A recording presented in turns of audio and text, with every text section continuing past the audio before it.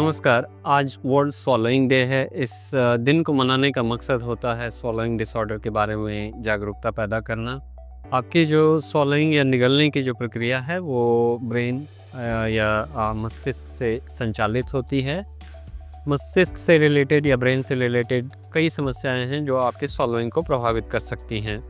इनके मुख्य कारण जो आते हैं उसमें स्ट्रोक या लकवा होता है। अगर किसी को बड़ा स्ट्रोक या लकवा हुआ है और इवन कुछ केसेस में इवन छोटे स्ट्रोक्स या लकवा के केसेस में भी आपकी स्वॉलोइंग की प्रक्रिया जो है वो प्रभावित होती है।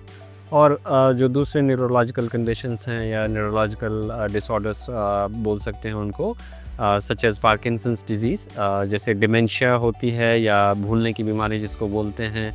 पार्किंसंस डिजीज़ में हाथों में कंपन और कड़ापन आता है।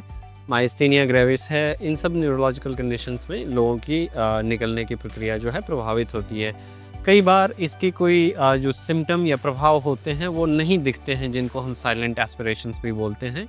वो साइलेंटली खाने के टाइम पे अगर उनको ये स्वॉलोइंग डिसऑर्डर है तो खाने की नली के बाद उसका कुछ अंश जो है उनके लंग्स में चला जाता है और उसकी वजह से एस्पिरेशन निमोनाइटिस जैसी बीमारी हो सकती है, जो कि कुछ केसेस में जानलेवा भी हो सकती है। तो अगर आपके किसी प्रियजन को निगलने में दिक्कत है और उसकी जो सिम्टम्स आते हैं वो ये हैं, प्रमुखता से वो कंप्लेन करते हैं कि मुझे निगलने में खाने के समय परेशानी हो सकती है, कॉफिंग या चोकिंग सेंसेशंस भी होता है। तो अगर आपके प्रियजन को इस तरह की कोई भी समस्या है जो आपको लगता है कि उनके निगलने की प्रक्रिया से रिलेटेड है, तो अपने निकटतम डॉक्टर से संपर्क करें। वो आपको एक जो इसके विशेषज्ञ होते हैं स्वॉलो थेरेपिस्ट, उनके पास भेजेंगे और उनका काम होता है कि पूरी निगलने की प्रक्रिया को वो जांचते परखते हैं और उसका कारण ढूंढने की कोशिश करते हैं और जिसके बाद उनका समुचित इलाज किया जाता है।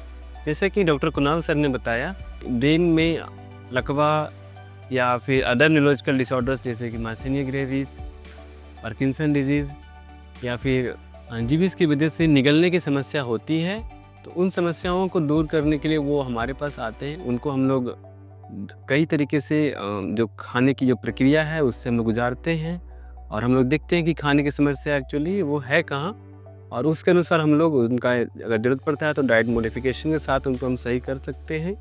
और कुछ पेशेंट को स्वॉलोइंग थेरेपीज़ के थ्रू, और कुछ असाधारण पेशेंट हैं उनको राइस ट्यूब लगाने की ज़रूरत पड़ सकती है, लेकिन हम लोग स्वॉलोइंग थेरेपीज़ उनको कंटिन्यू करते हैं और कुछ समय के बाद वो पेशेंट सही हो जाते हैं।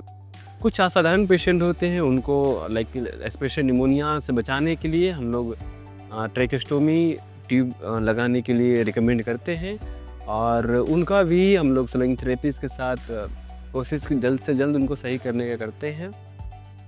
और हम लोग रेगुलरली उनका जांच करते हैं। जांच में हम लोग लेरिंगोस्कोपी का यूज करते हैं, जिसमें कि हम लोग कैमरा डाल करके गले में हम लोग चेक करते हैं कि समस्या है कहाँ, और उसके अनुसार हम लोग स्वॉलोइंग थेरेपीज़ को उसको मॉडिफाई करते हैं। एक टेस्ट और होता है जिसको बेरियम स्वेलो टेस्ट कहते हैं। वो एक एक्सरे बेस्ड प्रोसीजर है जिसमें कि हम लोग रियल टाइम इमेजिंग देखते हैं कि जो खाना जो है वो कैसे मुंह से गले में जा रहा है और गले में वो कैसे खाने की नली में जा रहा है या फिर वो सांस नली में जा रहा है, और कैसे उसको उसमें हम लोग स्वॉलोइंग थेरेपीज़ को मॉडिफाई करके हम लोग उसको सही कर सकते हैं।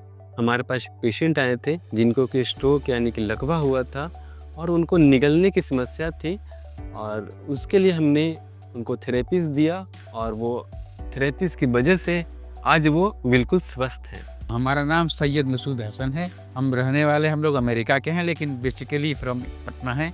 आए हुए थे हमारा वो फेस्टिवल मनाने के लिए, बकरीद। जाने के समय 2 दिन पहले हमारा स्ट्रोक हो गया। I was admitted to Medanta, और जहाँ हमारा ट्रीटमेंट हुआ, और फिर 2 या 3 दिन के बाद हम फिर घर चले गए।